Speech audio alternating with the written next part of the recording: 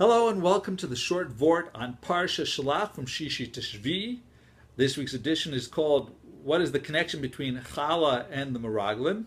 And to answer that, you have to understand what the sin of the Mraglim. The common answer is they gave a bad report about Eretz Yisrael because they didn't want to lose the position of leadership, of being the Siyum. They thought that might change in Eretz Yisrael.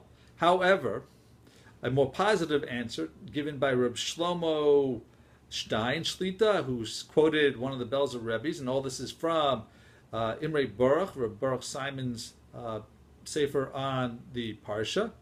So he says that actually they wanted to stay in the Midbar because the Midbar was totally spiritual. You had the man, you had food, you didn't have to go and sow a crop and reap a crop and bring it all in. Clothing adjusted and fit you perfectly. The ananim cleared the way, so it was easy to travel. That was a very very spiritual existence, and the rest of the time they were able to learn Torah. If they went to Eretz Yisrael, then they'd have to sow the land, and it would become a more natural life, would be less spiritual, and they didn't want to give this up. But they made a mistake. And that mistake is proven by the mitzvah of challah, a mitzvah that they got only upon arriving to Eretz Yisrael, that they had to separate part of their dough as a teruma and give it to the Kohen.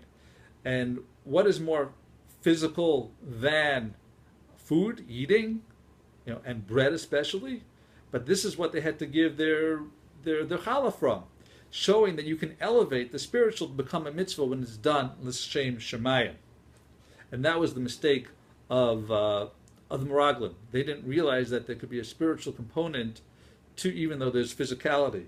He continues further and says that this is why Moshe was mispal on behalf of Yoshua by renaming him Yoshua from Hosea, because he said Ko Yoshiacha me'atzas Mraglim, Ka Yud Kei, the Shem Hashem will save you, and that Yud Kei is also in Ki B'Ka Hashem Tzur Olamim. With the name of Yud Kei, Hashem created two worlds, Olam Hazeh and Olam Haba.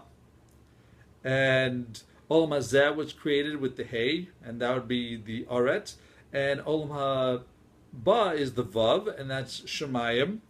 And so when we see that someone will be able to combine and elevate something physical, he brings it up and combines Shemayim v'Aretz b'yachad, which is one of our goals. So therefore, you'll have the Yud and the K back together again by doing a mitzvah with something that is physical. Therefore, Hashem wanted a hint to Yoshua to say, don't worry about the thoughts of the Mraglim. They're wrong, because you can have physicality and spirituality together. And this is the kavana, the intent of the pasuk later on in the parsha. V'haya b'cholchem milechem haaretz terima teruma l'Hashem. That when you have the bread in the land, you'll give teruma to Hashem.